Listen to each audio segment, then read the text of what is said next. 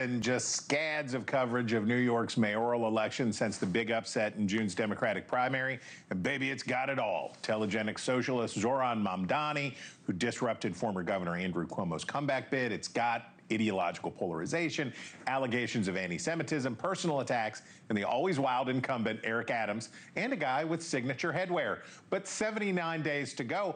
What New York doesn't seem to have right now is a very competitive race. A new Siena University poll shows Mamdani up 19 points over Cuomo, 32 points over Republican Curtis Sliwa, and 37 points ahead of Adams. Look, there's still a bunch of undecided voters left, but woof.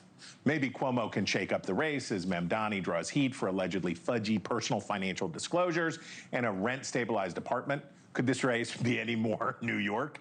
But we'll see what happens. Maybe, though, we should be thinking more about the races in places that look more like the rest of the country, including the 2026 battlegrounds. So let's check in on November's two big gubernatorial races, starting just across the river from New York in New Jersey, where Republicans hope there's a Mamdani backlash in the burbs. Ding. New Jersey Republicans have a tried and tested candidate in Jack Ciattarelli, who came within 3 points of unseating incumbent Governor Phil Murphy 4 years ago. But Democrats have a good horse in this race, too, having picked moderate four-term Congresswoman Mickey Sherrill to succeed the term-limited Murphy. Republicans are getting excited because in two polls, you see them, since the general election was set in June, Ciattarelli has been within 8 points and 6 points of Sherrill. Given that Ciattarelli closed a much wider gap in 2021, this sounds like a possible winner for Republicans. But Sherrill doesn't have Murphy's COVID baggage or an unpopular president of her own party in the White House. That's Ciattarelli's problem this time around. And so it is for his counterpart in Virginia. Lieutenant Governor Winsome Earl Sears is trying to become the first Republican to hold the governor's mansion for her party in consecutive terms since 1998, as she seeks to succeed Governor Glenn Youngkin.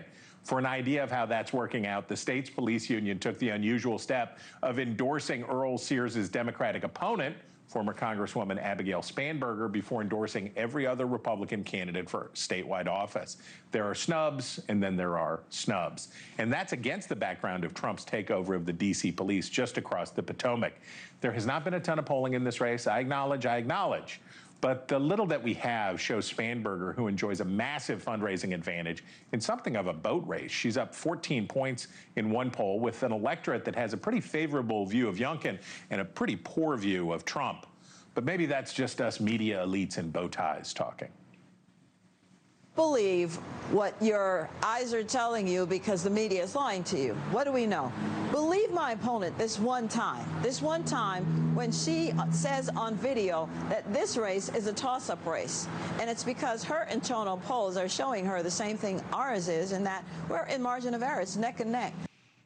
Thank you for watching. Subscribe below and download our NewsNation app right now on your phone, and you will get fact-based, unbiased news for all Americans.